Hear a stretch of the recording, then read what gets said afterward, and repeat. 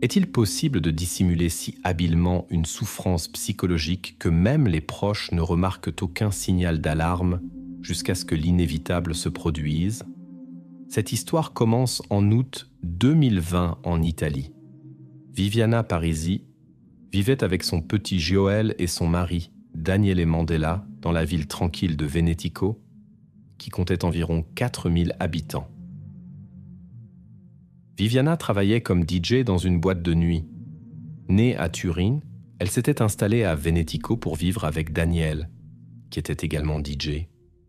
Ensemble, ils produisaient de la musique électronique. Le couple était assez connu et prospère dans la scène musicale locale et la vie nocturne de la région. Les époux entretenaient activement les réseaux sociaux pour promouvoir leur art. Viviana partageait fréquemment des photos et des vidéos, particulièrement beaucoup de clichés avec Joël. Elle ne cachait pas le visage du petit, ce que beaucoup considéraient comme risqué pour des personnalités publiques. Certains tentaient de mettre en garde Viviana contre les dangers de cette ouverture. Le matin du 3 août 2020 commença comme d'habitude pour les époux Daniel et Viviana. La journée promettait d'être chargée. Le couple devait travailler en studio. Cependant, Viviana avait des plans supplémentaires. Elle voulait d'abord visiter une agence de publicité puis acheter de nouvelles chaussures pour son enfant. C'est pourquoi elle décida de l'emmener pour s'en occuper pendant la journée. Ce jour-là, Viviana oublia son téléphone portable à la maison. Après avoir préparé le repas et tout emballé, ils partirent avec l'enfant vers 10h du matin. Leur route passa par le péage de Melaz, d'où ils continuèrent sur l'autoroute en direction de Palerme. Plus tard, leur véhicule fut repéré par les caméras de surveillance dans le tunnel de Turdi sur l'autoroute Messine-Palerme. C'est là que se produisit un incident fâcheux. La voiture de Viviana eut un pneu crevé, ce qui lui fit légèrement heurter un véhicule de service avec des ouvriers à routier. Heureusement, l'accident fut mineur, car la vitesse était faible. Après avoir quitté le tunnel, elle s'arrêta immédiatement sur le prochain parking, qui n'était qu'à quelques dizaines de mètres. Plusieurs témoins remarquèrent Viviana quitter son Opel Corsa. Les passants, inquiets en voyant les dégâts sur la voiture, tentèrent de la rattraper pour s'assurer qu'elle allait bien, mais sans succès. Supposant que personne n'avait été gravement blessé dans l'incident, les témoins se dispersèrent. Les forces de l'ordre furent appelées sur les lieux. Les policiers arrivés examinèrent le véhicule et ne trouvèrent aucune trace inquiétante suggérant qu'il était arrivé quelque chose au conducteur ou aux passagers. À l'intérieur, ils trouvèrent de l'argent, un sac à main, et sur le tableau de bord se trouvaient 2 certificats médicaux. Cependant, ni Viviana ni Joël n'étaient visibles aux alentours. Un temps considérable passa, mais elle ne revint pas. À ce moment-là, son mari était au studio et attendait le retour de sa femme et de leur petit-fils. Il composait constamment son numéro, mais sans succès. Lorsque la protagoniste de l'histoire ne réapparut pas jusqu'au soir, toute la famille commença à s'inquiéter de ce qui s'était passé.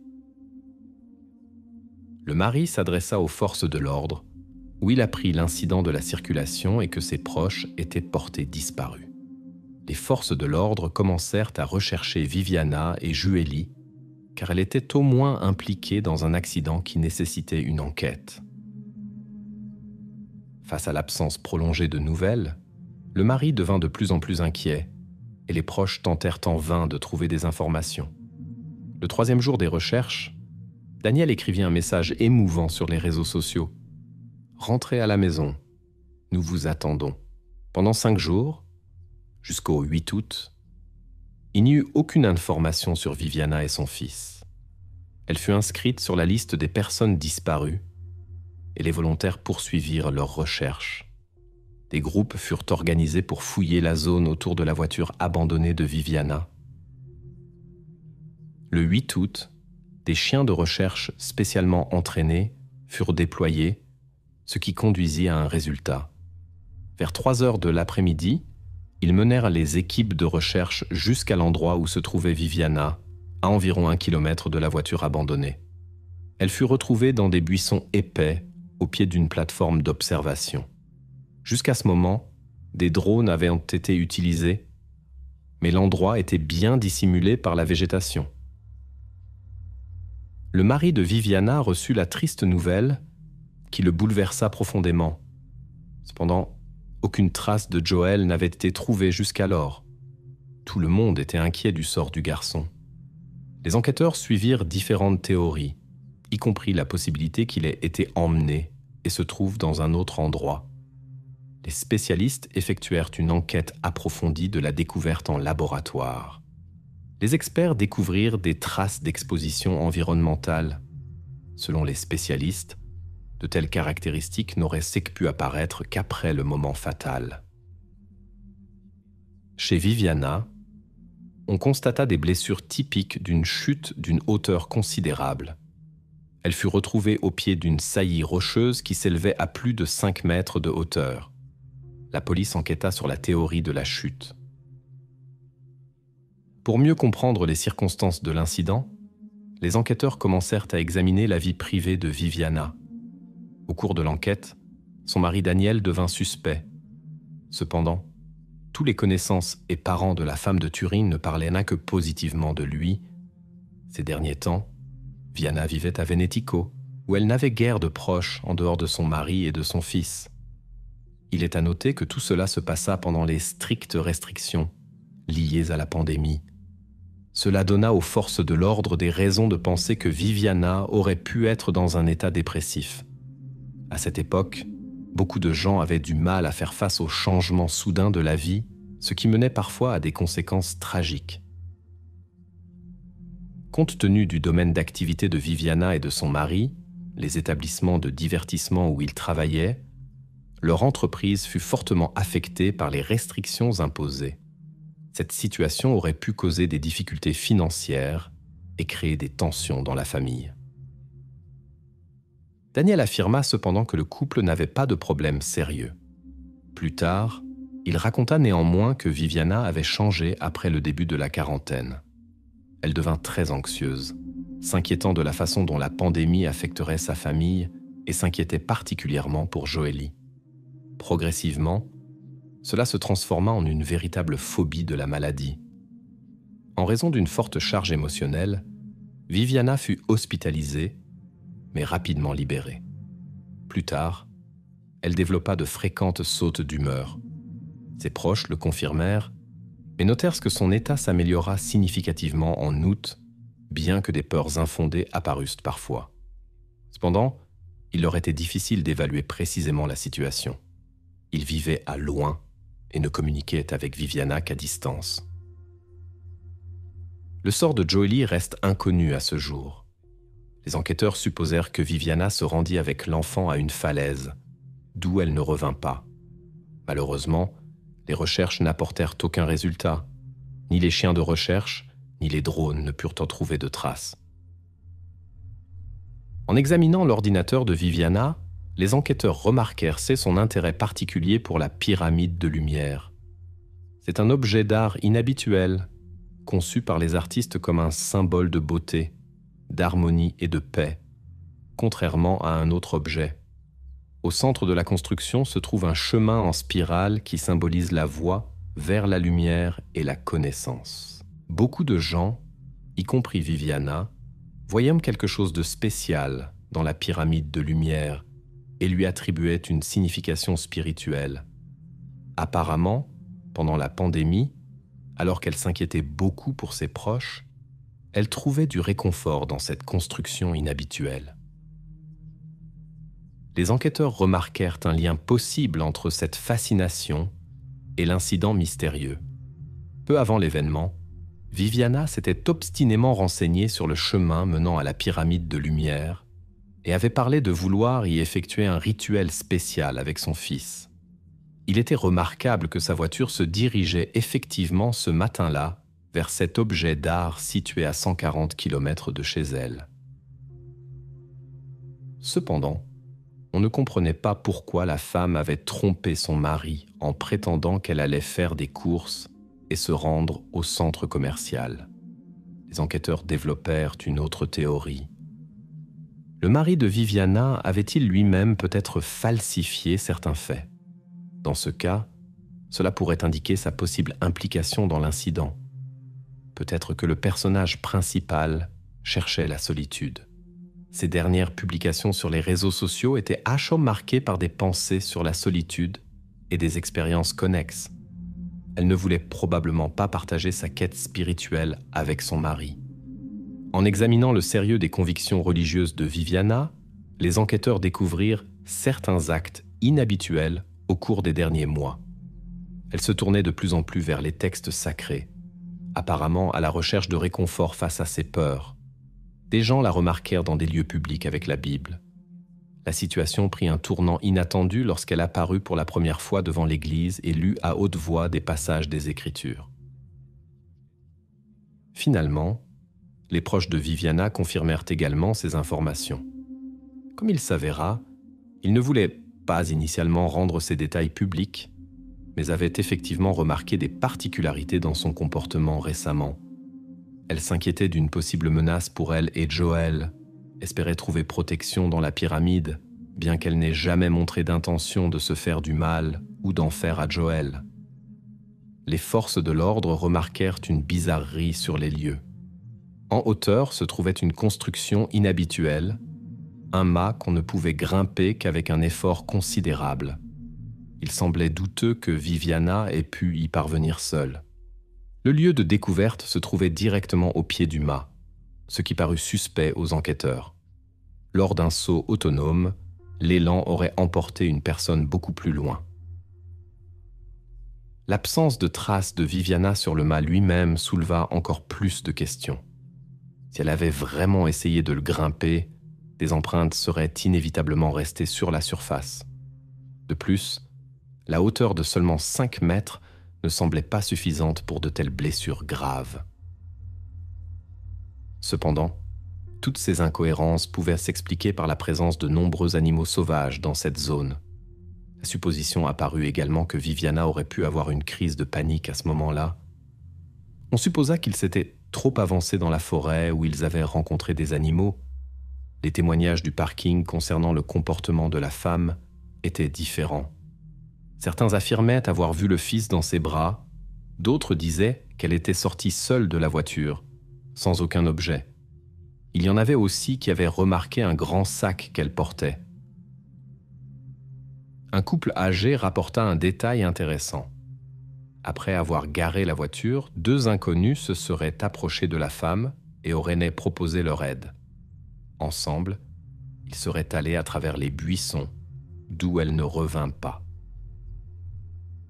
Les forces de l'ordre s'adressèrent via les médias à ces 2 personnes en leur demandant de se présenter à la police pour témoigner. Eux seuls pouvaient leur dire avec certitude si la femme était seule ou non. Les enquêteurs cherchèrent des informations dans toutes les sources disponibles.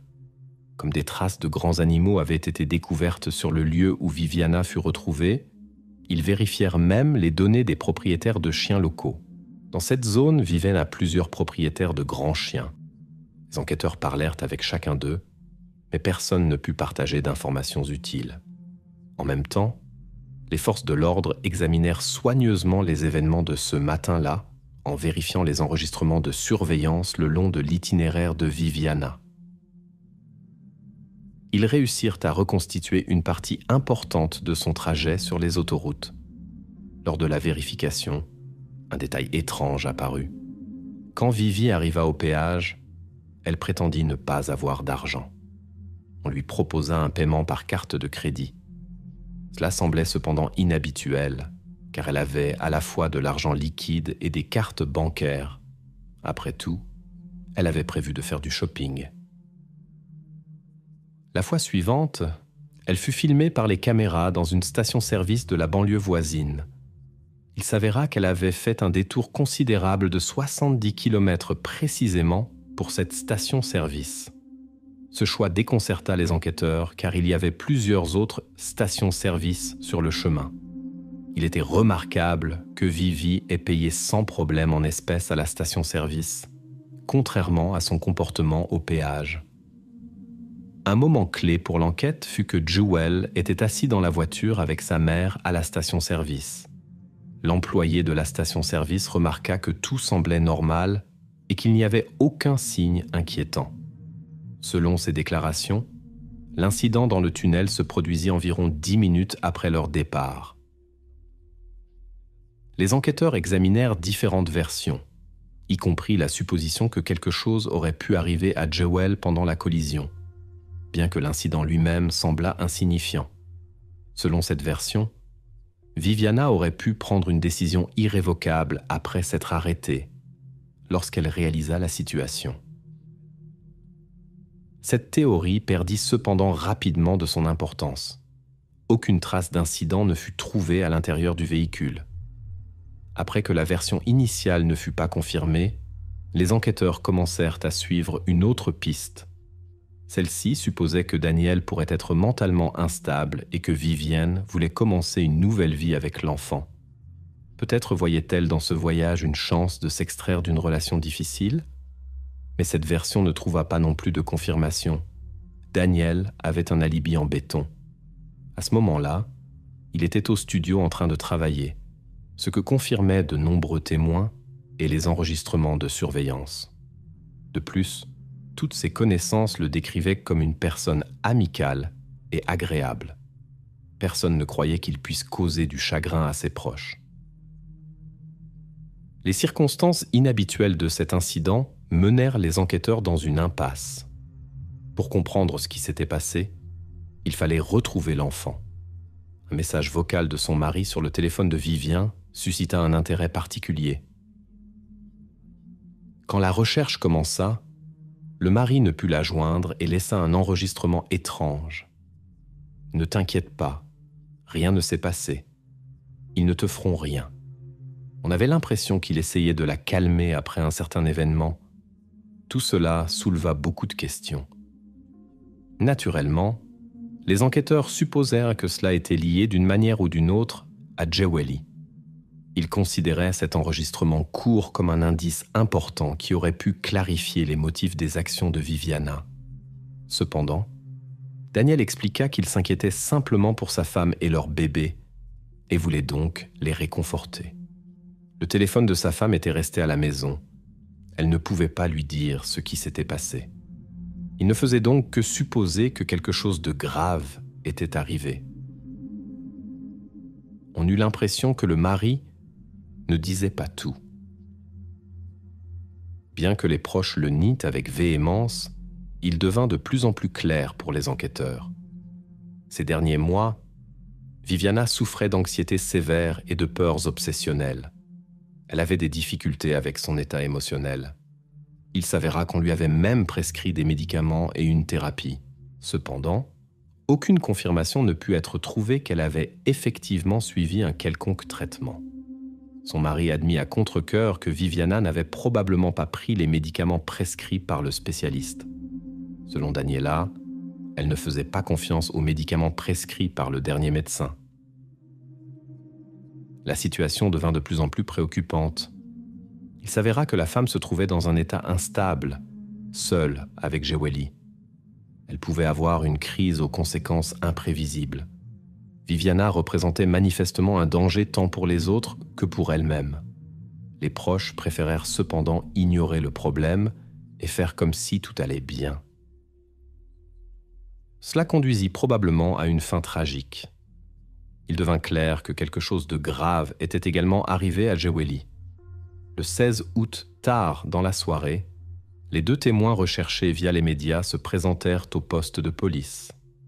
Il s'avéra qu'il s'agissait d'un couple marié et qu'ils n'avaient pas reconnu Viviana sur les photos montrées à la télévision. C'est pourquoi ils ne savaient rien de l'incident. Les témoins apprirent que les forces de l'ordre les recherchaient. Les témoins oculaires confirmèrent avoir vu Viviana avec Jeweli. Après l'incident avec la voiture, ils semblaient tous deux indemnes. Le petit était dans les bras de Viviana et conscient. Seul le comportement de la femme elle-même semblait inhabituel. On eut l'impression qu'elle n'allait pas simplement quelque part. Tout semblait indiquer qu'elle craignait quelque chose et essayait de se cacher. Viviana tenait Joely comme si elle voulait le protéger d'une quelconque menace. Lorsqu'elle courut à travers les buissons, 2 témoins la suivirent. Ils étaient beaux convaincus que quelque chose n'allait pas et voulaient offrir leur aide. Mais Viviana disparut rapidement dans la végétation dense. Elle ne répondit pas aux appels. C'est pourquoi la recherche fut arrêtée après 15 minutes. On ne sut rien des événements suivants jusqu'à ce que Viviana soit retrouvée. 15 jours après la disparition, l'endroit où se trouvait Joely restait inconnu. Les enquêteurs continuaient cependant à recevoir des informations importantes. Par exemple, ils réussirent à trouver un certificat médical du 17 mars. Les documents révélèrent l'évaluation psychiatrique de l'état de Viviana. Les spécialistes diagnostiquèrent chez elle une dépression nerveuse déclenchée par la paranoïa et une crise mystique. Dans cet état, une personne commence à croire qu'elle remplit une mission divine spéciale sur Terre. Les médecins classèrent cela comme des manifestations paranoïaques. Viviana gardait sa capacité de pensée logique, mais sa perception de la réalité était déformée par de fausses convictions. On comprenait maintenant pourquoi elle lisait la Bible devant l'église et commettait d'autres actes étranges dont la famille préférait ne pas parler. La situation était compliquée par le travail de Daniel. En plus de son activité de DJ, il commença à travailler comme chauffeur en raison de difficultés financières. Avec sa camionnette, il transportait des visiteurs au cimetière. Au plus fort de l'épidémie, il avait beaucoup de commandes, mais cette activité comportait le risque de contact avec des malades, ce qui ne faisait qu'accroître l'anxiété de Viviana. Le 19 août, quelque chose d'inattendu se produisit. Daniel décida de participer à la recherche de son enfant. Il souligna que l'incapacité des autorités à trouver Joey et à découvrir ce qui lui était arrivé le poussait au désespoir. Le veuf organisa un groupe de volontaires, principalement des amis de la famille et des connaissances de sa femme. Étonnamment, ils firent une découverte importante le même soir en examinant la zone près de l'endroit où Viviana avait été retrouvée. Depuis la disparition de la mère et de Joey, l'un des volontaires découvrit des traces de la présence de Joey. Grâce aux dossiers médicaux, l'identité de Joey put être confirmée. Joey se trouvait à 700 mètres de l'endroit où sa mère avait été retrouvée. La séquence exacte des événements ne put être établie en raison de l'impact des facteurs naturels. Même cette découverte n'aida pas à clarifier les circonstances de ce qui s'était passé. Selon le veuf, cela indiquait cependant un travail policier insuffisamment approfondi. Il s'étonnait qu'il n'ait pas pu trouver cet endroit plus tôt, car même sans chien spécialement entraîné, on aurait pu déterminer la bonne direction. Les enquêteurs continuaient à suivre la théorie sur l'implication de Viviana dans la disparition de Joey. L'enquête fut compliquée par la difficulté à déterminer la séquence des actions de la mère qui avait des problèmes psychiques. Il y avait la théorie selon laquelle Viviana et son fils auraient pu simplement se perdre dans la forêt. Pendant que les experts cherchaient des preuves, de nouveaux dossiers médicaux apparurent. Il s'avéra que fin juin, Viviana avait déjà essayé de faire quelque chose d'irréversible. Elle avait pris plus que la dose prescrite de ses médicaments. Avant cet incident, la femme avait catégoriquement refusé ses médicaments. Après cette découverte, le silence des proches parut encore plus étrange. Manifestement, le mari de Viviana connaissait son état difficile. Néanmoins, il n'accorda pas l'attention nécessaire à sa femme et à ses problèmes. Finalement, les enquêteurs découvrirent que peu avant l'incident, le mari avait commencé à consulter un avocat au sujet d'un divorce. Viviana apprit son intention de mettre fin au mariage. L'examen médical ne put donner de réponse précise sur ce qui était arrivé au garçon. Pour découvrir pourquoi les proches dissimulaient si obstinément les informations sur l'état de santé de la mère, les enquêteurs obtinrent l'autorisation d'écouter les conversations de tous les membres de la famille. Étonnamment, dans les conversations, personne ne mentionna la possibilité que Viviana aurait pu intentionnellement se faire du mal. Tout indiquait que les problèmes de santé de la femme étaient devenus incontrôlables et que les proches n'avaient simplement pas reconnu la gravité de la situation. Leur principale préoccupation était de protéger la réputation de la famille et d'éviter les rumeurs. Les proches et le mari rejetèrent cependant catégoriquement cette explication. Ils pointèrent la négligence des forces de l'ordre qui n'avaient pas pu mener à temps des mesures d'enquête importantes. Ils insistèrent sur le fait que Viviana n'aurait jamais fait de mal à elle-même ni à son fils bien-aimé. Les proches étaient convaincus de l'implication d'une personne étrangère qui, selon eux, avait poursuivi la femme et l'avait rattrapée dans un endroit abandonné. Cette version souleva cependant des doutes, car aucun des témoins oculaires n'avait remarqué de poursuivant. Qu'est-ce qui l'attirait vers ces lieux ? Le parquet conclut que les proches de la femme n'avaient simplement pas voulu reconnaître son état jusqu'au dernier moment. Finalement, les enquêteurs décidèrent de classer l'affaire. Les proches de Viviana protestèrent vivement contre cette décision, mais l'enquête ne put être rouverte. Les autorités supposent que la mère s'est enfuie avec l'enfant après l'accident par peur d'être poursuivie. Selon leur version, soit un accident s'est produit, soit tout est arrivé en raison de l'état mental instable de Viviana. Le mari de Viviana, Daniele, n'abandonne pas ses efforts pour découvrir la vérité. Il est convaincu que sa femme n'aurait pas pu faire de mal à elle-même ou à son enfant. Il n'est pas facile d'accepter ses propres difficultés intérieures, particulièrement quand il s'agit de questions sensibles de l'état mental. Beaucoup croient qu'ils peuvent surmonter toutes les difficultés seuls en s'appuyant uniquement sur leurs propres forces. Mais parfois, la situation s'avère plus complexe qu'elle ne peut paraître au premier abord. Cela est particulièrement vrai dans les cas où surgissent des pensées non désirées et inquiétantes, et des fantasmes effrayants difficiles à contrôler. L'histoire de David Crespi a commencé à Sacramento, Californie, où il a grandi dans une famille de citoyens éduqués et respectés. La carrière professionnelle de David était prédestinée par la tradition familiale. Comme son père et son frère, il obtint son diplôme de l'Université d'État de Californie.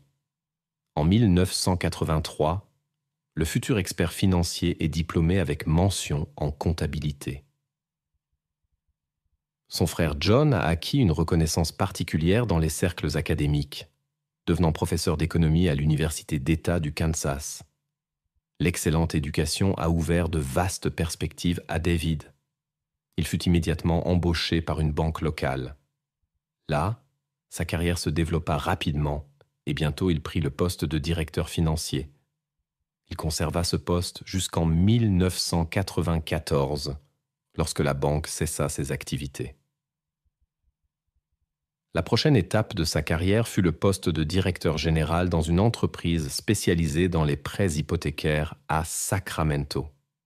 À cette époque, les deux enfants de David, issus de son premier mariage, Jessica et Josh, grandissaient. Mais le destin lui avait réservé une sérieuse épreuve. Sa première épouse, pour qui il éprouvait des sentiments profonds, décéda des suites d'une grave maladie. Resté avec les enfants, David se consacra à leur éducation et s'efforça de leur fournir tout le nécessaire. Cette période devint pour lui une importante expérience de vie. Mais bientôt le destin sourit à David. Il rencontra Kimberly, une vieille connaissance de ses années d'études. Autrefois, seule l'amitié les liait, mais maintenant des sentiments romantiques naquirent entre eux. Bientôt, le couple décida de vivre ensemble, et en 1994, ils se marièrent officiellement. Kimberly adopta les enfants de David comme les siens et devint pour eux une véritable mère. En 1997, le petit Josh naquit dans la famille et 4 ans plus tard, Kimberly donna à son mari 2 charmantes jumelles, Tessara et Samantha. Ainsi, la famille Crespi s'agrandit jusqu'à 5 enfants, entourés de l'amour et des soins des 2 parents. L'histoire de David Crespi a commencé par un changement de carrière prometteur en 2001, lorsqu'il a reçu une invitation d'une banque en pleine expansion. Le nouveau chapitre de sa vie a conduit la famille dans la ville paisible de Matthews, située dans la banlieue de Charlotte, Caroline du Nord. Jusqu'en 2006, David, âgé de 45 ans, semblait incarner l'idéal classique du succès américain. En tant que vice-président de la banque Wachovia, il s'est installé dans une prestigieuse villa de 3 étages dans l'un des meilleurs quartiers de Matthews. Leur rue rayonnait de tranquillité et de prospérité, exactement l'endroit que David avait toujours souhaité pour sa famille. Il régnait ici une atmosphère particulière de confort et de sécurité, idéale pour l'éducation des enfants. Les relations familiales se développaient harmonieusement. Tous les membres de la famille s'entendaient bien entre eux. La famille Crespi donnait l'impression d'être des voisins exemplaires qui rayonnaient de positivité et de bonté. Leur foi profonde se manifestait dans leur participation active à la vie de l'église locale, où David était membre du comité financier. Cependant, derrière la façade d'une prospérité impeccable se cachaient donc des difficultés invisibles. Depuis sa jeunesse, David luttait contre des charges émotionnelles. À l'extérieur, il restait un interlocuteur agréable, un père et mari attentionnés, gérait brillamment son travail et montrait une intelligence et une diligence exceptionnelles. Mais périodiquement, il était visité par des moments de profonde dépression émotionnelle. Ces états venaient de manière inattendue et intense et disparaissaient tout aussi soudainement. La situation s'est aggravée après que sa première épouse les ait quittés suite à une longue maladie. Seule la rencontre avec Kimberly semblait changer le cours des choses. Elle est devenue son soutien fiable. Tous deux croyaient qu'ensemble, ils surmonteraient tous les obstacles, mais cela s'est avéré insuffisant. Les premiers signes de mal-être émotionnel sont apparus lorsque David avait 20 ans. Dans sa jeunesse, il n'y accordait pas d'importance particulière. Les déceptions romantiques typiques de cet âge et l'incertitude de l'avenir semblaient être une raison suffisante pour une mélancolie temporaire. La réalité s'est avérée plus complexe que les idées de jeunesse. Néanmoins, David réussissait dans tout ce qu'il entreprenait et travaillait avec un engagement total. Il ne soupçonnait pas quel prix il devrait payer pour ce succès. Dans sa jeunesse, il avait décidé de gérer ses difficultés de manière indépendante, sans recourir à l'aide de professionnels. Environ 20 ans s'étaient écoulés. Et maintenant, à son poste de direction à la banque, David expliquait ses bas émotionnels par l'augmentation de la charge de travail et des responsabilités. La famille connaissait son état, et les collègues remarquaient aussi les changements périodiques de son humeur. Cependant, David trouvait toujours la force de se remettre. À première vue, cela ne causait pas de problème sérieux. L'entourage réagissait avec compréhension à la situation. Dans les moments difficiles, il pouvait arriver en retard ou manquer une journée de travail, mais les collègues faisaient preuve de compréhension et aidaient si nécessaire avec l'arrêt maladie. Cette indulgence semblait justifiée. Après tout, David montrait des résultats professionnels exceptionnels en temps normal. La situation prenait un tournant plus inquiétant chaque jour. En tant que catholique fervent, comme toute sa famille, David se trouvait dans un profond conflit spirituel avec ses convictions. Sa foi condamnait sévèrement certaines actions, mais les pensées à leur sujet hantaient son esprit de plus en plus fréquemment. Pendant son mandat de vice-président, il a frôlé plusieurs fois le désespoir. Ces jours-là, David partait en voiture à la campagne et cherchait des endroits solitaires où des pensées sombres le tourmentaient. Son épouse, pressentant le danger, trouvait toujours un moyen d'être avec lui dans ces moments. Après ces incidents, l'homme fit la ferme promesse à sa famille de ne plus disparaître et de ne plus céder à de telles impulsions. Mais les promesses, seules, ne suffisaient pas. Des vagues périodiques de mélancolie le faisaient complètement dérailler et il ne pouvait pas les gérer. La parole donnée n'aidait pas à se débarrasser des pensées obsessionnelles. La pression intérieure n'a fait qu'augmenter quand il ne pouvait plus montrer ouvertement ses sentiments dans les moments difficiles. Progressivement, son humeur a changé. Des fantasmes inquiétants sur d'autres personnes sont apparus.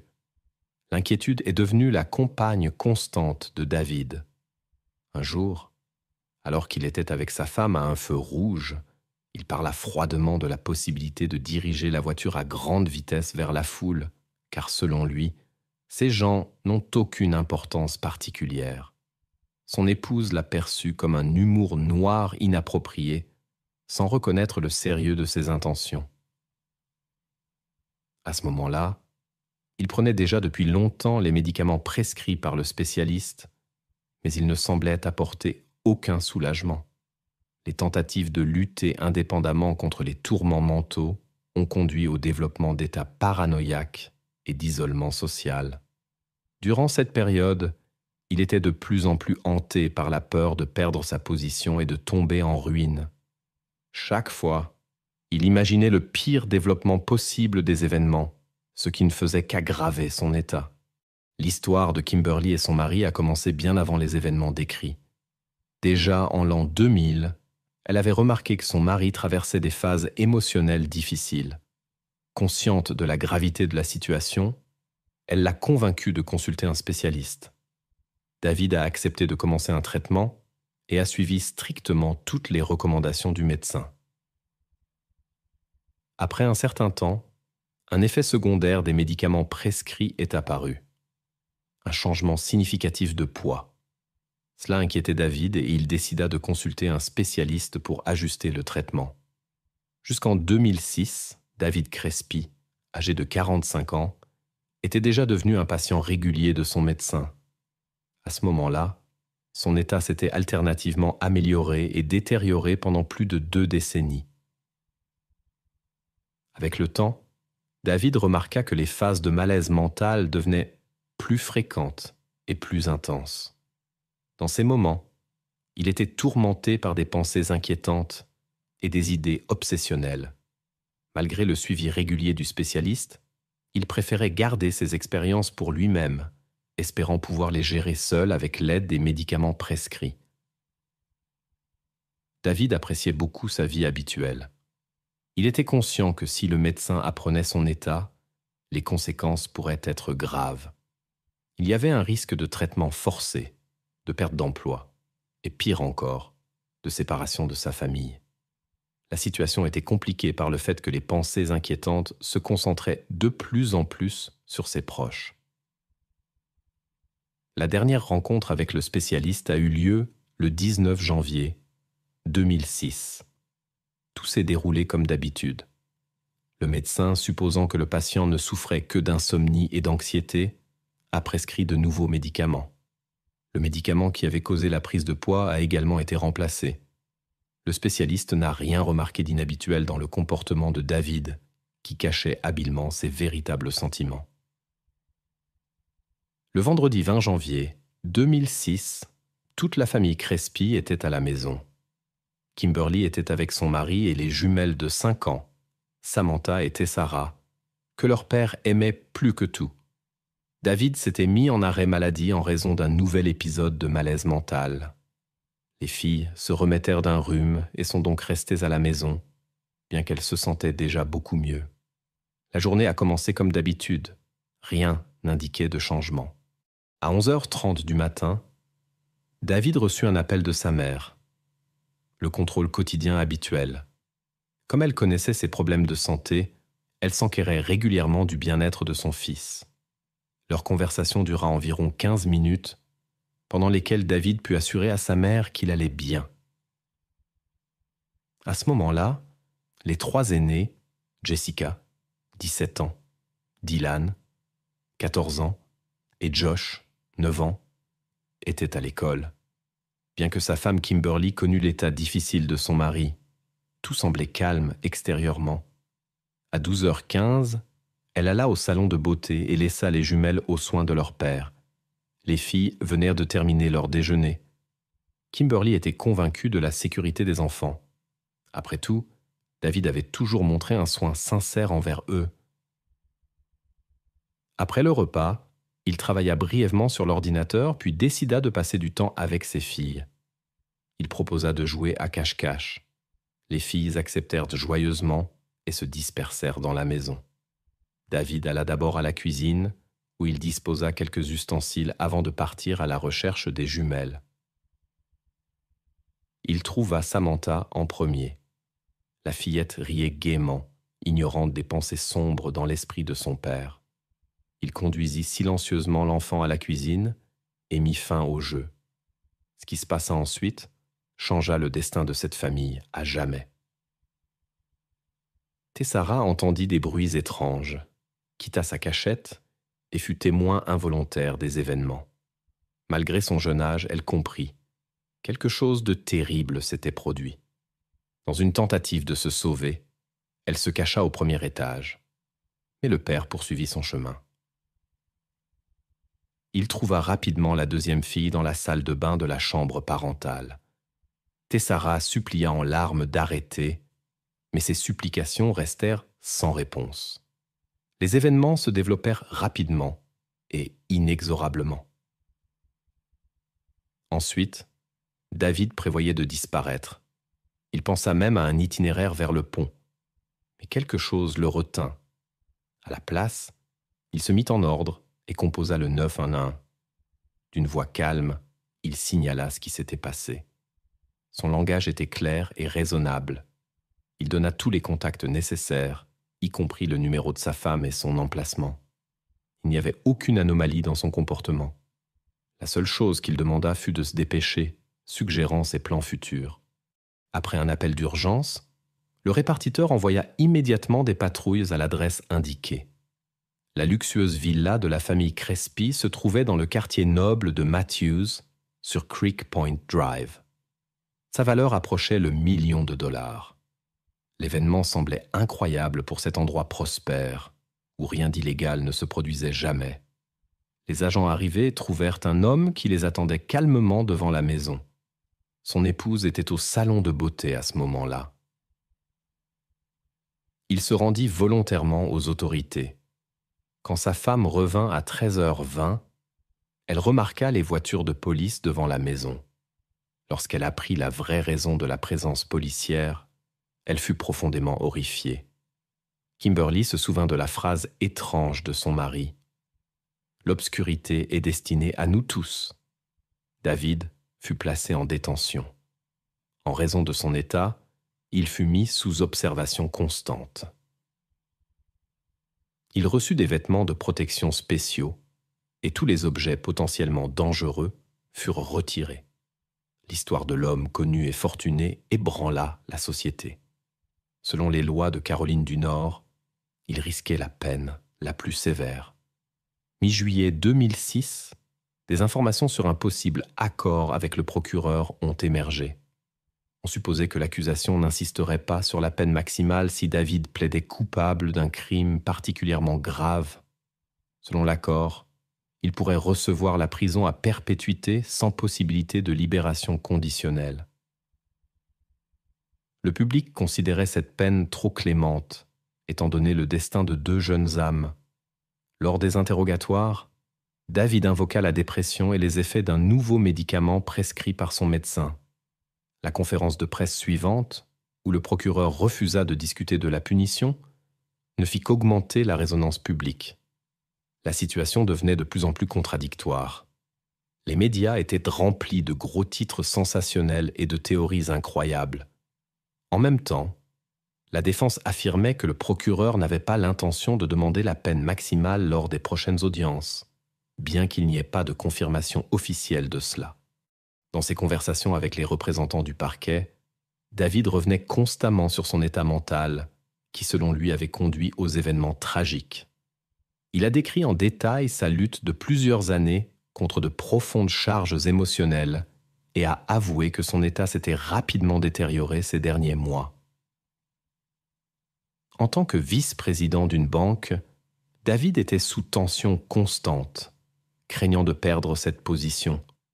Il était poursuivi par des pensées obsessionnelles sur la ruine financière et la destruction du bonheur familial. L'inquiétude pour l'avenir de ses enfants et de sa femme s'est progressivement transformée en une panique insurmontable. Le jour fatidique, il a commencé à entendre des voix qui lui murmuraient qu'il n'y avait pas d'issue et que l'avenir était irrémédiablement détruit. Ces voix l'ont poussé à des actions irréversibles envers les jumeaux. Dans sa conscience troublée, il a développé l'étrange idée que les jumeaux partageaient ses états émotionnels. C'est pourquoi, croyait-il, il refusait d'aller à la maternelle. Progressivement, dans son esprit s'est consolidée la pensée absurde que certaines actions envers les enfants mettraient fin d'une manière ou d'une autre à ces expériences tourmentées. Il a avoué plus tard que les conséquences auraient pu être plus graves si sa femme et les autres enfants avaient été à la maison. Étonnamment, Kimberly a trouvé la force de pardonner à son mari. Elle s'est prononcée contre la peine de mort qu'elle considérait excessive. Malgré sa profonde douleur, la femme a déclaré à plusieurs reprises aux journalistes que même la punition la plus sévère ne changerait pas ce qui s'est passé le 20 janvier. Selon ses mots, mettre fin à l'existence de David aurait été une épreuve supplémentaire pour la famille. Kimberly a même exprimé son soulagement que son mari ait attendu l'arrivée des officiers. Elle était fermement convaincue que son acte était la conséquence d'un trouble mental grave. L'épouse a décrit son état comme une combinaison complexe de tourments mentaux et de perceptions déformées de la réalité. Kimberly gardait l'espoir d'une possible restauration de la santé mentale de son mari et croyait qu'il pourrait retrouver son état antérieur d'homme aimant et calme. Elle était convaincue que la vie de David garderait sa valeur, même s'il devait la passer en prison. La décision sur la peine restait incertaine. Malgré la gravité de l'incident impliquant 2 victimes, le procureur n'a pas insisté sur des mesures extrêmes en raison de l'état mental instable confirmé de l'accusé. Cela aurait pu considérablement compliquer le processus de conviction des 12 jurés. L'enquête continuait à révéler de nouvelles circonstances. Les avocats ont soigneusement préparé la défense, s'appuyant sur plus de 20 ans d'antécédents de maladie mentale de David. Avant l'incident, il avait toujours respecté la loi, étant un père exemplaire et un citoyen respecté. Son épouse Kimberly et sa famille ont confirmé. Il n'avait jamais montré d'agressivité et prenait soin avec dévotion de sa femme et de ses enfants. La défense a affirmé que le 20 janvier, il avait subi une grave décompensation psychique qui a conduit à des conséquences irréversibles. Les proches de David ont témoigné unanimement de son état mental altéré au moment de l'incident. Kimberly est intervenue à l'audience pour soutenir son mari. Elle a raconté comment il avait lutté pendant des années contre sa maladie mentale avec succès. La famille avait consulté des spécialistes, suivi toutes les recommandations et pris les médicaments prescrits. Cependant, selon l'épouse, le traitement prescrit s'est avéré insuffisamment efficace. Une nouvelle expertise psychiatrique a révélé des déviations plus graves. Au lieu d'une dépression ordinaire et d'anxiété, une dépression psychotique et des signes de troubles bipolaires ont été diagnostiqués. Il est devenu évident que les médicaments précédemment prescrits ne correspondaient pas à l'état réel du patient, bien qu'il ait été jugé mentalement compétent. Quelques années avant l'incident, David a été diagnostiqué d'un cancer. Le traitement a été réussi. Le jour de l'incident, il devait subir un examen de routine. La défense a présenté des documents médicaux concernant la prise de 3 médicaments par l'accusé pour la dépression, l'anxiété et la régulation du sommeil. En raison des effets secondaires de l'antidépresseur, une prise de poids de plus de 20 kilos et des difficultés respiratoires, David a refusé de continuer à le prendre. Le médecin a prescrit un médicament alternatif. Cela s'est produit en janvier. Le nouveau médicament n'a pas résolu le problème de sommeil et le patient a cherché de l'aide à nouveau. Alors, selon les avocats, la décision fatale a été prise. Un jour avant l'incident, selon les dossiers médicaux, le médecin a arrêté les tranquillisants et somnifères précédents et les a remplacés par un nouveau somnifère. Après cela, selon David, son état a changé drastiquement, ce qui a conduit à la perte de sa capacité de jugement. Un jour avant l'incident fatal, l'état de David suscitait de sérieuses inquiétudes. Son comportement semblait étrange et son humeur fluctuait de manière imprévisible. L'homme était tourmenté par des pensées obsessionnelles sur l'effondrement financier de la famille. Cependant, la direction de la banque où il travaillait appréciait beaucoup son professionnalisme. Le parcours de David était irréprochable et il n'y avait aucune raison de s'inquiéter pour sa carrière. Sa situation financière lui permettait de subvenir aux besoins de la famille en toutes circonstances. Mais son état mental instable le rendait particulièrement sensible à toutes les peurs, même les plus infondées. Lors de la séance, David a avoué être obsédé par l'idée de ne pas recevoir sa prime annuelle. L'année précédente, on lui avait versé 45 000 $, mais maintenant cet argent lui semblait inaccessible. Comme on l'a découvert plus tard, ses craintes n'étaient que le produit de son imagination. Quelques semaines après le jour tragique, la famille a appris que la banque avait approuvé pour David la plus haute prime de toute sa carrière. Cela est devenu un argument majeur pour la position de la défense. L'état de l'homme ne lui permettait pas d'évaluer la réalité de manière adéquate. Pendant la période des procédures judiciaires, Kimberly n'a pas laissé son mari seul. Chaque semaine, elle visitait avec les enfants l'unité médicale de la prison où se trouvait David. Elle parlait à plusieurs reprises de son amour sincère et de sa foi en lui, convaincue qu'avec le temps, la maladie pourrait être contrôlée pour éviter des incidents similaires. Pour Kimberly, David restait toujours une personne bienveillante et attentionnée. Elle pensait que seul le traitement mal choisi avait conduit à l'incident et au tourment que son mari avait dû endurer pendant des décennies. Les agents des forces de l'ordre qui sont arrivés à la maison de la famille Crespi ce matin de janvier ont avoué plus tard que c'était l'expérience la plus difficile de leur carrière. Les souvenirs de ce qui s'est passé les accompagneraient pour toujours. Ce fut particulièrement difficile pour Kimberly, qui revenait du salon de beauté et a vu devant la maison la police et les ambulanciers s'occupant de ses filles. L'histoire des pensées troublantes de David avait des racines profondes. Il était sous surveillance médicale spécialisée pendant longtemps et prenait des médicaments prescrits. Le traitement initial l'aidait à gérer les pensées troublantes, mais la situation s'est détériorée après l'ajustement du plan thérapeutique. Les spécialistes qui ont étudié ce cas ont conclu que certains médicaments étaient incompatibles entre eux, ce qui a conduit à une détérioration significative de son état. David a avoué plus tard que les premiers signaux d'alarme sont apparus quand ses filles jumelles avaient 3 ans. Un jour, lors d'une promenade avec les filles dans l'arrière-cour, il avait emporté un ustensile de cuisine, mais a réussi à se retenir. À ce moment-là, il a réussi à se convaincre que tout s'améliorerait, en particulier la situation financière de la famille. Après cet incident, David a consulté un médecin, mais n'a pas dit toute la vérité et a seulement fait allusion à des pensées négatives sur d'autres personnes. Ce que David craignait le plus était de perdre le contact avec ses enfants et que sa famille, la chose la plus importante au monde pour lui, puisse se désintégrer. Probablement, la communication incomplète avec les médecins a conduit à une évaluation incorrecte de son état. Après la consultation, on lui a prescrit un nouveau complexe de médicaments dont l'effet secondaire était la prise de poids. Inquiet des changements, David voulait changer la thérapie pour une sans de telles conséquences.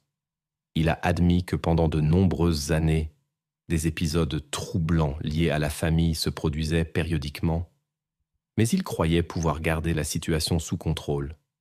L'homme était convaincu qu'il ne mettrait jamais ses pensées obsessionnelles en réalité. Selon les récits de David, ce matin-là, il travaillait sur l'ordinateur après que sa femme soit partie au salon de beauté. Soudain, Une idée persistante concernant ses filles lui est venue. À ce moment-là, il pensait que tous les problèmes deviendraient insignifiants, car il n'y aurait plus personne dont il faudrait s'occuper. Aujourd'hui, il reconnaît que son état instable était la cause de tout, mais à ce moment-là, une décision concernant les jumelles s'était déjà formée dans son esprit. Lors des premiers entretiens avec les enquêteurs, David se comportait avec assurance et répondait sans hésiter. Ses réflexions semblaient inquiétamment calmes, mais la situation a fondamentalement changé après qu'il ait reçu une aide professionnelle dans un établissement fermé. Ce n'est qu'alors que David a pris conscience de l'ampleur de ses actes. Il a avoué n'avoir jamais partagé ses pensées troublantes avec d'autres auparavant. Même lorsque des idées obsessionnelles de nuire aux autres le hantaient pendant ses trajets en voiture, il gardait cela pour lui. Son épouse Kimberly ne soupçonnait pas la gravité de l'état de son mari. Le médecin traitant n'a pas été tenu responsable de ce qui s'est passé. Il l'a justifié en expliquant que le patient avait dissimulé des informations importantes, rendant impossible une évaluation complète de son état. Le spécialiste a également noté que chaque médicament peut provoquer des réactions individuelles difficiles à prédire. L'aide professionnelle et la thérapie que David a reçue dans l'établissement pénitentiaire ont eu un impact significatif sur son état. Lors des audiences préliminaires, il a montré une pleine compréhension de la responsabilité de ses actes et n'a pas essayé de se justifier. Les experts médicaux ont confirmé que son état est maintenant stable et qu'il peut participer aux procédures judiciaires. Les proches de David ont été bouleversés par ce qui s'est passé. Son père avait vu son fils une semaine avant l'incident. À ce moment-là, il semblait complètement normal et rien n'indiquait les événements à venir. Fin juillet 2006, un procès s'est tenu concernant une affaire sensationnelle liée à un incident tragique. L'accusé a accepté un accord avec la justice et a reconnu sa responsabilité. Le parquet a alors adouci sa position dans l'affaire, ce qui a apporté un certain soulagement à Kimberly, son épouse. Cette décision a déclenché un vif débat public qui a divisé les gens en deux camps. Une partie de la société insistait sur une peine maximale. Malgré sa courte durée, le procès s'est déroulé dans une atmosphère extrêmement tendue. Les proches de David n'ont pas pu contenir leurs émotions, et lui-même, après avoir compris la gravité de ses actes, a montré un repentir sincère et a dit que cette prise de conscience l'accompagnerait pour toujours.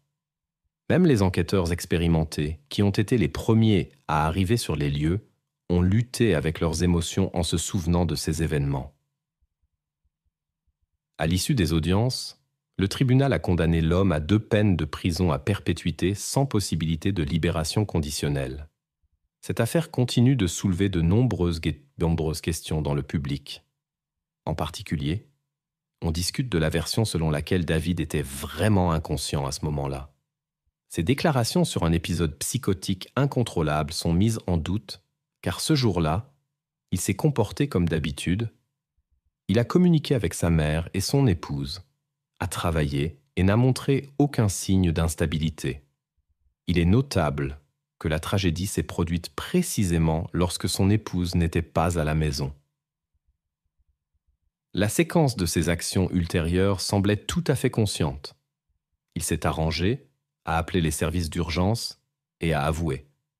Actuellement, David purge sa peine dans un établissement pénitentiaire en Caroline du Nord, tandis que Kimberly se consacre à éduquer la société sur les possibles conséquences graves de la prise de certains médicaments.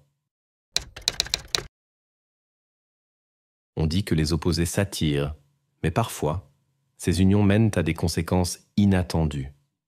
L'histoire de Kathleen et David Begbie a commencé dans les années 60, lorsqu'ils sont allés à Disneyland avec un groupe d'amis communs. À cette époque, David servait dans la marine américaine. Pendant le voyage, ils ne pouvaient pas arrêter de parler et sont rapidement devenus inséparables. Il n'a pas fallu 6 mois pour qu'ils décident de se marier. Le couple nouvellement marié s'est installé à San Diego, en Californie. Kate a commencé à travailler comme infirmière et son mari est devenu ingénieur en logiciel après avoir quitté le service militaire. Le couple rêvait d'avoir des enfants, mais leurs tentatives sont restées longtemps infructueuses. Ils ont cherché de l'aide médicale, bien que la médecine ne puisse pas offrir autant de possibilités qu'aujourd'hui. Le couple envisageait même l'adoption lorsque Kate a appris de manière inattendue l'heureuse nouvelle de sa grossesse. La famille s'est agrandie. Andrew est né. Peu après, ils ont déménagé tous les trois dans une banlieue de San José. Leur fils est devenu une personne très amicale et ouverte. Depuis sa jeunesse, il était passionné par le scoutisme, où il s'est tellement démarqué qu'il a reçu des distinctions spéciales pour ses réalisations. Andrew avait un bon ami Kurt, dont il était inséparable depuis leur premier jour d'école.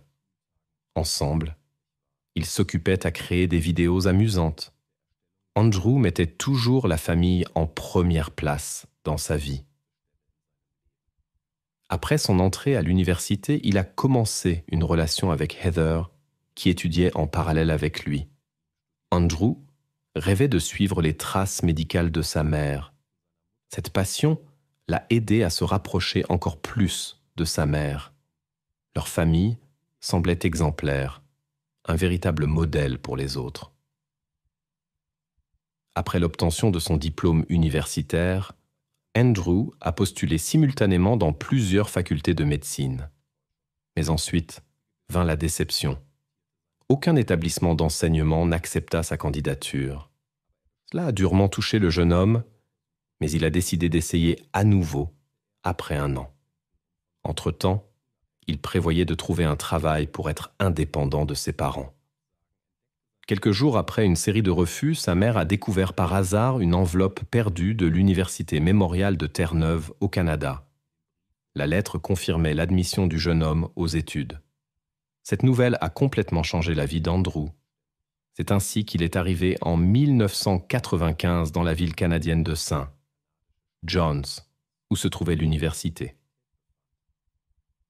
1 an plus tard, Heather l'a rejoint, ayant également été admise dans cet établissement d'enseignement. Mais leur union n'a pas duré. Après quelques mois, sa petite amie a rompu leur fiançailles de manière inattendue, sans donner de raison. Après cela, il s'est complètement plongé dans ses études pour faire face à ses émotions. La situation a changé au printemps 1999, en 3e année d'études, lorsqu'il a rencontré Shirley Turner. C'était sa première relation après sa séparation avec Heather. Au début, tout le monde, en particulier ses amis proches, se réjouissait de cette nouvelle, car ils s'inquiétaient de son état émotionnel après sa séparation avec son ancienne élue. Mais la joie fut de courte durée, jusqu'au moment de la rencontre avec la nouvelle partenaire. Il y avait une différence d'âge considérable entre Andrew et Shirley. Il avait 26 ans, elle 38. Shirley était diplômée de l'Université Mémorial et travaillait comme chargée de cours. Après l'obtention de son diplôme, Shirley a longtemps enseigné les sciences naturelles, mais a décidé au milieu des années 90 de retourner aux études pour apprendre une profession médicale. Après l'obtention de son diplôme en 1998, elle a commencé à travailler comme médecin assistante dans différents hôpitaux. Les employés se plaignaient souvent de son comportement inapproprié envers les patients et les visiteurs, de disputes constantes et de conflits qui surgissaient pratiquement de nulle part. Les collègues remarquaient régulièrement ses mensonges, ce qui conduisait chaque fois à de nouveaux désaccords. Dès les premiers jours de sa connaissance avec Andrew, Shirley exerçait un contrôle étroit sur lui. Elle était constamment près de lui. Les amis d'Andrew remarquaient le comportement inhabituel de la femme. Elle montrait une insistance excessive, le touchant constamment, l'embrassant, et n'hésitant pas à discuter publiquement des détails de leur vie privée. Quand elle a appris l'existence de l'ancienne partenaire d'Andrew, une jeune femme nommée Heather, Shirley a montré des signes évidents de jalousie et d'inquiétude. Elle appelait constamment les connaissances d'Andrew et parlait de leur merveilleuse relation. Cela lui a valu la réputation d'une personne étrange. personne dans son entourage n'éprouvait de sympathie pour elle. Les proches n'avaient plus qu'à attendre que cette relation se termine naturellement. Après l'obtention de son diplôme en 2000, Andrew s'est installé à Syracuse, État de New York, où il devait prendre un poste au centre médical local. À la même époque, Shirley a déménagé dans la petite ville de Sac City, dans l'État de l'Iowa, qui comptait environ 2000 habitants. Elle a signé un contrat à long terme de 10 ans avec le centre médical du district. Les proches d'Andrew se réjouissaient de ce tournant du destin et espéraient que la distance géographique mettrait fin à leur relation. Malgré la grande distance entre eux, Shirley montrait une persévérance extraordinaire dans la communication avec Andrew. Bien que lui, occupé par le travail, puisse rarement lui rendre visite, elle venait souvent elle-même. Lors d'une de ses visites, Shirley est restée chez lui jusqu'à ce qu'il commence son travail. Juste après les adieux, elle a appelé pour dire qu'elle avait oublié son sac à main dans son appartement. Andrew lui a confié les clés, mais quand il est rentré après son service, il a remarqué que beaucoup de choses manquaient en plus dudit sac à main. Pourtant, même face à un vol évident, Andrew, qui se considérait indigne de mieux, a décidé de poursuivre la relation. Cependant, il n'aimait pas son nouveau lieu de travail et de résidence, et après environ 1 an, il a déménagé dans la petite ville tranquille de Lathrop en Pennsylvanie. En 2001, Andrew a décidé de se consacrer à la médecine familiale, et l'endroit choisi était parfait pour cela. La communauté locale étroite l'attirait. Il rêvait de devenir un médecin respecté que tout le monde connaîtrait et apprécierait. À Lathrop, ses plans ont commencé à se réaliser. Shirley n'abandonnait pas ses tentatives de sauver leur relation. Andrew, fatigué de l'attention insistante, voulait se concentrer sur le travail et insistait sur une séparation. Elle semblait ne pas comprendre la réalité et continuait à faire des plans pour emménager avec lui. Quand Andrew a commencé à éviter le contact, Shirley a intensifié la pression et laissait des dizaines de messages quotidiennement. En septembre 2001, malgré la ferme résolution d'Andrew de mettre fin à la relation, Shirley a annoncé qu'elle était enceinte et l'a nommé comme le futur père. Andrew était heureux de la perspective de la paternité, mais pas de l'idée d'un lien permanent avec Shirley. Il comprenait qu'elle s'immiscerait désormais constamment dans sa vie. À peine Andrew commençait-il à fréquenter une nouvelle connaissance que Shirley la contactait immédiatement et parlait de sa grossesse. Cela détruisait toute possibilité d'une nouvelle relation. Tantôt elle parlait d'avortement, tantôt de plans pour élever l'enfant. La manipulation a fonctionné. Après 1 mois, ils étaient de nouveau ensemble et discutaient même de mariage. Fin octobre, une rencontre avec les proches d'Andrew a eu lieu où tous ont remarqué le comportement possessif de Shirley. 1 semaine plus tard, elle a avoué avoir menti sur sa grossesse. 2 jours plus tard, tôt le matin du 5 novembre 2001, elle est réapparue devant sa porte. Andrew voulait aller travailler et n'avait pas envie de parler à Shirley, mais elle insistait pour avoir une conversation sérieuse. Finalement, il l'a laissée rester dans l'appartement, mais a proposé de se rencontrer plus tard à 18h au parc Keystone. Toute la journée, Andrew semblait agité à l'hôpital. Les employés ont remarqué son inquiétude et ont demandé ce qui n'allait pas. Il a raconté que cette personne, comme il l'a exprimé, était réapparue chez lui. Les collègues ont écouté l'incident du matin et lui ont conseillé de rompre définitivement le contact avec cette femme et de ne plus la laisser entrer dans sa vie. Andrew a parlé de ses plans de rencontrer Shirley le soir pour clarifier définitivement toutes les ambiguïtés.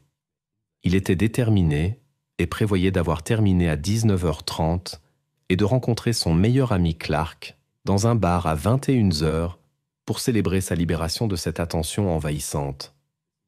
L'ami a attendu à l'endroit convenu, mais Andrew n'est pas apparu, ce qui était totalement atypique de sa part. L'ami était inquiet, mais a supposé que la conversation avec Shirley avait duré plus longtemps et qu'ils se verraient simplement au travail le lendemain matin.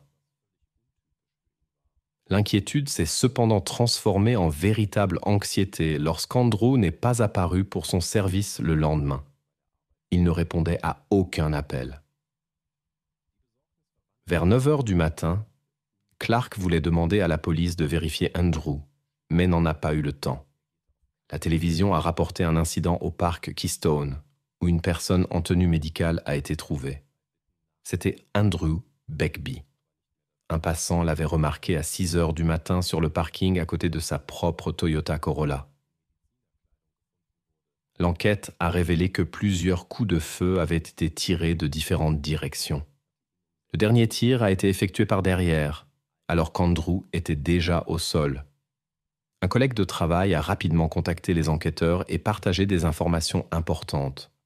Selon ses dires, la recherche ne durerait pas longtemps car il savait avec qui son ami avait rendez-vous ce soir-là et avec qui il avait une relation difficile. Il s'agissait de Shirley Turner. Le collègue a raconté en détail l'histoire de ce couple, décrit le comportement étrange de la femme et partagé des informations sur les plans d'Andrew. Les enquêteurs se sont intéressés à ces informations et ont immédiatement contacté Shirley, qui se trouvait déjà dans sa ville natale au Canada à ce moment-là. Elle a affirmé avoir passé toute la journée en Iowa à cause d'une maladie, puis être allée chez ses parents. Cependant, ces déclarations ne correspondaient là pas aux faits. Il était connu qu'elle était venue parler à Andrew et était restée dans son appartement avant la rencontre au parc. À ce moment-là, les forces de l'ordre avaient parlé avec de nombreux amis, collègues et parents d'Andrew. Ils désignaient tous Shirley comme la seule personne avec qui il avait des difficultés et des désaccords.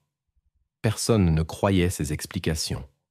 Particulièrement importante était la déclaration d'un témoin qui avait remarqué les deux véhicules, le Toyota RAV4 de Shirley et la voiture d'Andrew, sur ce parking à 18h10.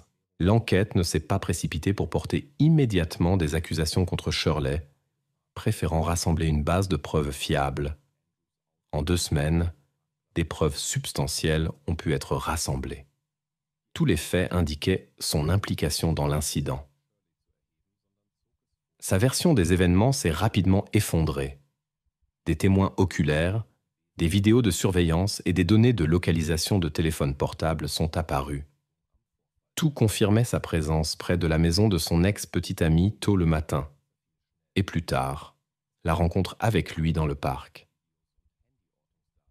Peu avant ces événements, la femme avait acheté un pistolet de calibre 22 et pris plusieurs heures de cours avec un instructeur d'armes à feu. En parlant à la police, l'instructeur a mentionné un détail intéressant. L'arme de Shirley avait une particularité technique. Parfois, elle éjectait des cartouches non utilisées avec les douilles tirées. Sur la scène du crime, 5 douilles et une cartouche intacte ont été trouvées, ce qui correspondait aux défauts décrits par l'instructeur. De plus, les traces indiquaient l'utilisation d'une arme exactement de ce calibre. Lorsque les enquêteurs ont demandé à Shirley de fournir le pistolet pour examen, elle a déclaré ne pas pouvoir le trouver. Shirley était présente à la cérémonie d'adieu pour Andrew. Beaucoup ont remarqué son comportement anormal. Elle pleurait de manière démonstrative pendant tout le service religieux. Il est remarquable que Heather soit également venue à la cérémonie. Elle essayait d'éviter Shirley qui se comportait étrangement, mais cette dernière a tout de même réussi à trouver un moment pour une conversation.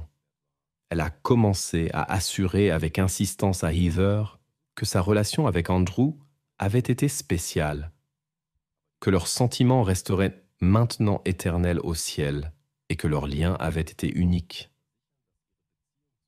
Le comportement de Shirley a tellement inquiété Heather qu'elle a demandé une ordonnance judiciaire d'interdiction de contact. Fait intéressant, peu après la cérémonie, Shirley est partie précipitamment au Canada. Les proches ont décidé d'organiser une cérémonie commémorative spéciale et ont intentionnellement invité Shirley pour l'attirer aux États-Unis. Cependant, Elle a refusé l'invitation. Par conséquent, les autorités américaines ont dû établir une coopération avec leurs collègues canadiens. En raison de difficultés avec les documents, une telle coopération prenait généralement du temps.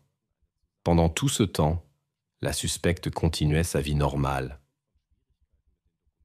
Finalement, le 12 décembre 2001, la police canadienne l'a arrêtée. Mais la question de son transfert aux États-Unis restait en suspens. Pour cela, il fallait encore surmonter plus d'obstacles formels. Bien qu'il était attendu qu'elle reste en détention, elle a été libérée dès le lendemain sous caution. Après le dépôt de 75 000 $, elle a été libérée sous condition. Elle devait rendre son passeport et se présenter chaque semaine au poste de police local. Fait intéressant, son psychiatre traitant l'a aidée, contribuant même à une partie de la somme requise. Shirley a reçu l'ordre d'éviter tout contact avec un groupe de 8 personnes qui avaient obtenu des ordonnances restrictives contre elle. Parmi elles se trouvaient Heather et les parents d'Andrew. En examinant le passé de Shirley, les enquêteurs ont découvert de nombreux faits troublants. Elle avait été mariée 2 fois. Avec son premier mari, elle avait eu 2 enfants. Plus tard, elle a commencé une relation avec un autre homme qui est devenu son second mari. Un autre enfant est né de ce mariage, mais le couple s'est rapidement séparé. En 1993, Shirley partageait un appartement avec une voisine qui était profondément préoccupée par la façon dont Shirley traitait ses propres enfants. Selon la voisine, Shirley était excessivement sévère et utilisait non seulement ses mains, mais aussi des objets pour punir. Cependant, le second mari niait toutes les accusations et affirmait qu'elle était une mère attentionnée. Finalement, l'affaire a été simplement classée en janvier 1994. Peu après, Shirley a transféré la garde des enfants à leur père et a continué à vivre comme avant, comme si rien ne s'était passé. Pendant l'enquête, les enquêteurs ont trouvé un autre ancien partenaire de Shirley qui a rapporté son caractère instable. Selon ses dires, elle l'avait une fois poussé au sol, mais sans conséquences graves. Le tournant définitif dans leur relation a été l'incident où il a trouvé Shirley inconsciente dans sa chambre. Après avoir pris des médicaments, elle portait des sous-vêtements à motif de rose et plusieurs lettres étaient apposées à côté, dont un message à un psychiatre. Dans celui-ci, la femme affirmait qu'elle n'était pas mauvaise, mais simplement malade. Plus tard, il s'est avéré que cet épisode n'était qu'une autre de ses manipulations. L'incident avec Andrew apparaissait inquiétant, mais prévisible dans ce contexte. Peu après le dépôt de la caution, Shirley a organisé une conférence de presse où elle a annoncé sa grossesse de 4 mois. Lorsqu'ils ont appris l'incident, les parents d'Andrew, Kate et David ont pris des mesures décisives. Ils ont vendu tous leurs biens, rassemblé leurs économies et déménagé au Canada pour entamer la procédure de tutelle pour l'enfant à venir. Bien que la confirmation définitive ne soit possible qu'après la naissance, ils étaient convaincus de la paternité d'Andrew. Le 18 juillet 2002, un garçon est né que la mère a nommé Zachary. Un test ADN ultérieur a confirmé qu'Andrew était bien le père. Lorsque Kate et David sont arrivés à l'hôpital, Shirley leur a refusé la rencontre et ne les a même pas laissés jeter un coup d'œil à leur petit-fils. Compte tenu du traitement de Shirley envers ses autres descendants, les parents d'Andrew étaient très inquiets pour le sort de leur petit-fils. Le processus d'extradition de Shirley vers les autorités américaines était constamment reporté pour diverses raisons.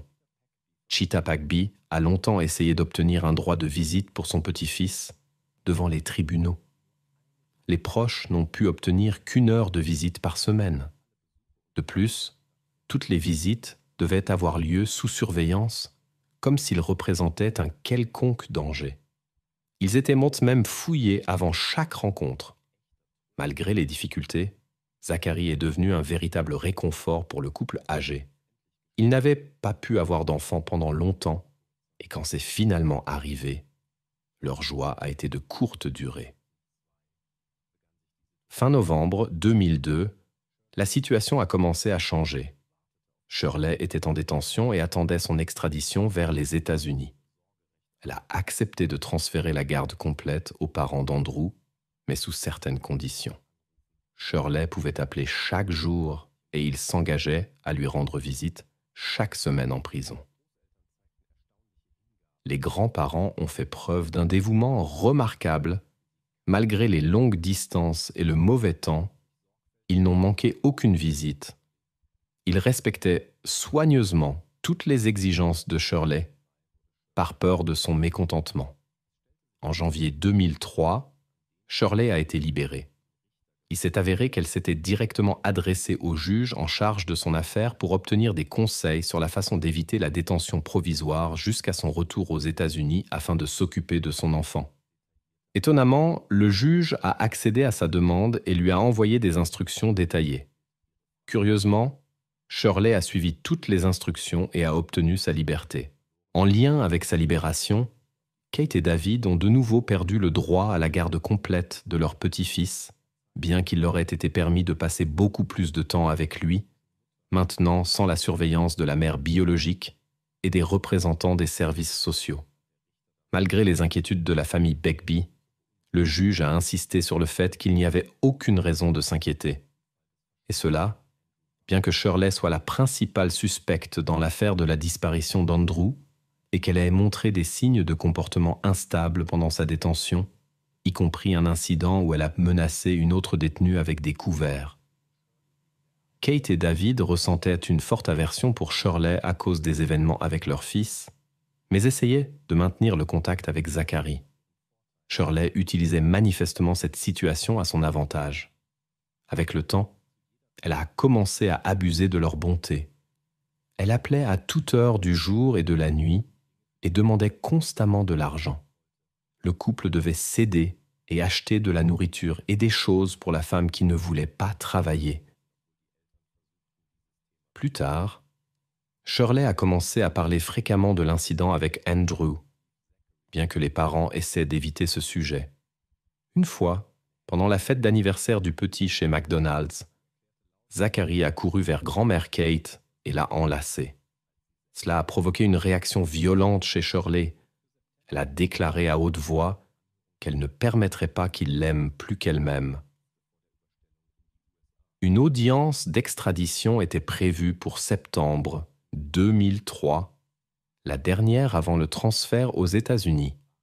Pendant l'attente du procès, Shirley a rencontré un nouveau petit ami, mais quand il a appris son passé, il a rompu le contact. Shirley a commencé comme d'habitude à le poursuivre. Elle le menaçait, prétendait être enceinte, appelait constamment et mettait en scène des situations dramatiques. Mais il est resté indifférent à ses actions. Le 17 août, Shirley a appelé son ami et partagé ses plans. Elle voulait rendre visite à cet homme chez lui avec Zachary pour clarifier la situation. En chemin, elle s'est perdue et s'est arrêtée pour demander son chemin. Après cela, on ne les a jamais revus.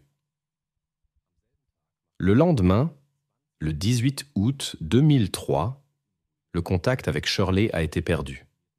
Le même jour, des visiteurs de la plage ont fait une découverte inquiétante à 20 minutes de St. John's. Ils ont immédiatement informé les autorités. Bientôt, il s'est avéré qu'il s'agissait de Zachary et Shirley Turner. L'examen médical a révélé une forte concentration de médicaments que Shirley s'était vue prescrire par le psychiatre pour traiter l'anxiété. Les mêmes substances ont été trouvées dans le biberon du bébé. L'un des témoins a rapporté avoir entendu des bruits étranges vers 2h30 du matin près de la plage, qui ressemblaient à des pleurs, mais dont il ne pouvait pas identifier la source. Selon le rapport des experts, des médicaments en vente libre ont joué un rôle dans l'incident. La voiture de Shirley a été trouvée à côté de la maison du jeune homme qu'elle allait voir le soir. Elle y avait laissé leur photo commune et écrit une lettre lui attribuant la responsabilité de sa décision. Cependant, l'enquête a révélé qu'il s'agissait d'une tentative de manipulation. Comme il s'est avéré plus tard, son affirmation concernant une grossesse était également fausse. L'événement est devenu l'épreuve la plus difficile pour Keith David. Plus tard, David a avoué qu'il était tellement désespéré par l'inquiétude pour son petit-fils qu'il a commencé à envisager des mesures extrêmes contre Shirley. Les actions contradictoires des autorités canadiennes l'avaient tellement bouleversé qu'il envisageait sérieusement de faire justice lui-même. Maintenant, il regrettait amèrement de ne pas avoir mis son plan à exécution. Alors lui et sa femme auraient pu s'occuper du petit. David a abandonné cette idée, espérant que les audiences finales permettraient le transfert de Shirley aux États-Unis. Quand les tristes nouvelles concernant Zachary sont arrivées, Kate et David étaient tellement accablés de chagrin qu'ils ont même pensé à une décision irrévocable. Finalement, cependant, ils ont décidé d'utiliser leurs forces pour une bonne cause, la lutte pour que de telles histoires ne se répètent pas. La situation était compliquée par le fait que les autorités canadiennes avaient interdit au couple, sous menace de prison, de participer à des conférences de presse et de parler de ce qui s'était passé. Malgré les conseils de l'avocat de garder le silence, Kate et David ont décidé d'apparaître à la télévision américaine pour raconter leur histoire. Ils ont déclaré publiquement que la principale responsabilité de ce qui s'était passé incombait au système de justice pénale canadien. Heureusement, les époux Bagby ont échappé à une sanction pour cette apparition et sont devenus des militants sociaux. Ils ont lancé une campagne contre la psychiatre de Shirley, qui avait déposé une caution pour sa libération. Lors d'un examen, ces actions ont été jugées illégales et elle s'est vue infliger une amende de $10,000. Les parents d'Andrew ont également critiqué le juge dont la décision avait permis à Shirley d'être libérée. En octobre 2006, un expert en protection juridique a publié un rapport détaillé de 500 pages indiquant la possibilité d'éviter ce qui s'était passé. Cela a donné l'impulsion à des changements dans le système juridique canadien. En octobre 2009, le projet de loi Zachary a été introduit à la Chambre des communes. Il a considérablement modifié le droit pénal du pays. La nouvelle loi donnait aux juges le droit de refuser la libération sous caution à ceux accusés de délits graves.